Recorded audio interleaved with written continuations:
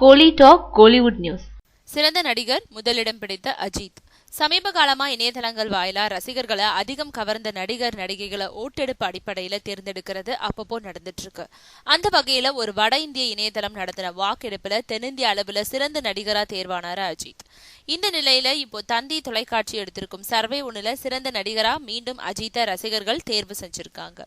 அதாவது கடந்த 1990க்கு பிறகு சினிமாவில என்ட்ரியான இளம் நடிகர்கள்ல யார் சிறந்த நடிகர்னு வாக்கெடுப்பு நடத்தியிருக்காங்க.